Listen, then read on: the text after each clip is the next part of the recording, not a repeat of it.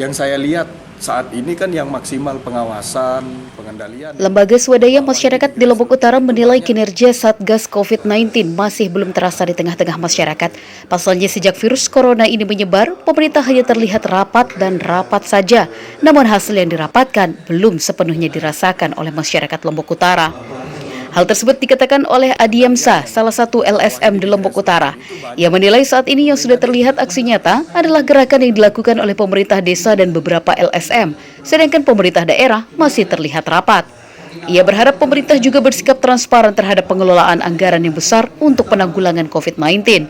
Pasalnya, sejak pertama kali virus corona ini menyebar, diperkirakan anggaran yang sudah digelontorkan lebih dari 800 juta rupiah. Namun hal tersebut belum terlihat turun ke masyarakat sehingga ia bertanya kemana anggaran besar tersebut. Yang saya lihat saat ini kan yang maksimal pengawasan, pengendalian yang di bawah ini di grassroots ini tuh banyak pemerintah desa yang saya lihat yang aktif mungkin. Kemudian ada NGO, ada teman-teman, ada yayasan mungkin dan NGO yang lain yang aktif bergerak di Kabupaten Lombok Utara. Nah, pertanyaan besar kami sebagai orang LSM, ya kemana kemudian Satgas Kabupaten ini dengan mengelola anggaran yang besar? Saya mau kemudian ini harus terbuka, ya terbuka, jangan terbuka hanya dengan foto-foto kegiatan saja. Karena sekali lagi anggaran yang besar ini cenderung nanti membuat masyarakat menjadi curiga jika tidak jelas penggunaan. Selain itu, dengan kondisi ini seharusnya pemerintah Kabupaten Lombok Utara terus berupaya mendapatkan anggaran lain untuk menanggulangi COVID-19. Jangan hanya mengharapkan dana dari pusat karena banyak sumber-sumber lain yang bisa digunakan seperti dana CSR perusahaan yang ada di Lombok Utara yang selama ini belum terdengar keberadaannya yang potensinya miliaran rupiah.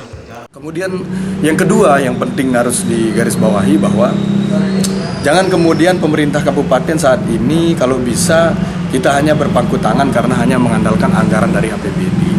Sebab alokasi APBD atau pengalihan alokasi APBD ini kan butuh proses yang agak lama juga menurut saya.